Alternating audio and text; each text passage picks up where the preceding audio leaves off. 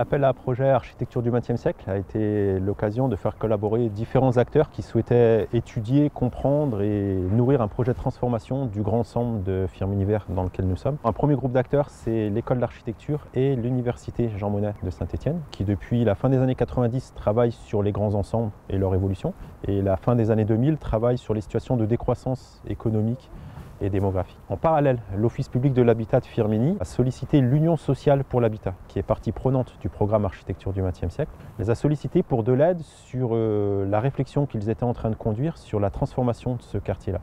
Parce que l'OPH était embarrassé par les tensions, voire les contradictions qui existaient entre la reconnaissance au titre de patrimoine de Firmenich et le projet de transformation que l'Office voulait conduire en raison de la forte vacance et de la paupérisation. L'idée, c'est qu'un fort projet un peu lourd avec démolition entrait en contradiction avec le principe de conservation au titre du patrimoine.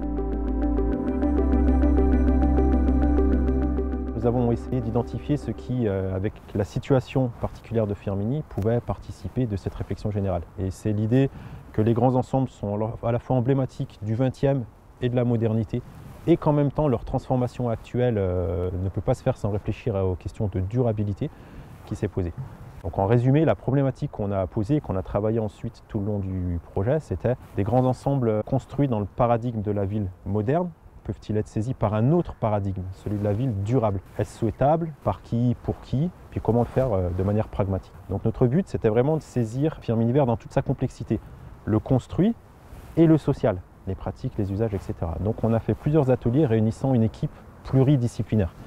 Donc il y a un premier atelier, c'est l'histoire, coordonné par Georges Guay, géographe, historien à l'université de Saint-Étienne, qui a plutôt étudié le projet socio-spatial initial, son évolution. Ensuite, un deuxième atelier, c'était une enquête sociale et politique. Valérie Salapala, politiste, et Christelle Morel-Journel, géographe, qui, elles, ont étudié les représentations, les pratiques et les stratégies des différents acteurs qui font l'évolution de ce quartier-là, à partir d'une soixantaine d'entretiens avec donc des habitants, des institutions et des associations.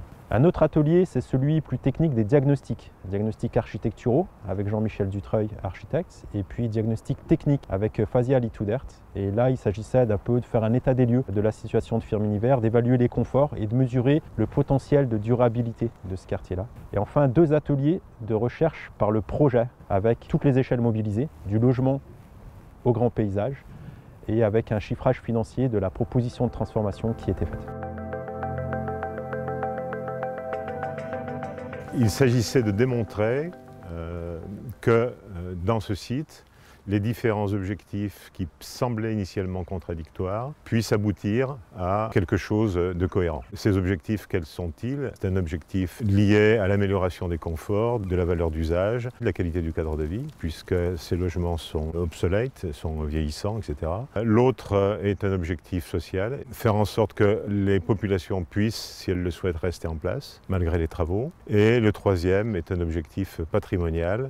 Ce site a été très longtemps effacé, on va dire, par rapport à la présence très imposante de l'œuvre de Le Corbusier, qui a fait que ce patrimoine initial, les 1070 logements, est passé en deuxième plan et a un peu disparu. Donc il y a eu ça, et puis il y a eu des réhabilitations dans les années 80 qui ont également, très concrètement, effacé la qualité initiale du projet. Sur la base de cette recherche, nous souhaiterions pouvoir continuer à avoir des rapports de réflexion et de travail avec les différents acteurs, l'Office métropolitain, la ville de Firmenich, si possible aussi la population. On a proposé d'établir une convention entre l'équipe de recherche, les établissements, l'école d'architecture Saint-Étienne, l'université Jean Monnet et l'Office métropolitain, afin qu'il puisse y avoir d'une certaine façon un suivi de projet, ou en tout cas qu'on ait un rôle de conseil par rapport très modestement, par rapport aux réalisations qui vont être produites. Voilà.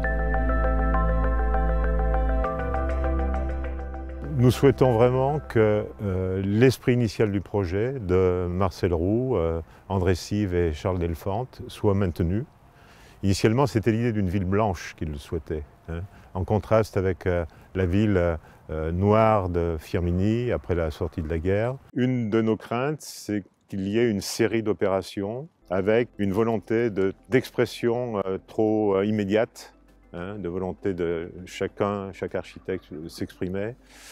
Voilà, l'idée d'unité globale est très très importante.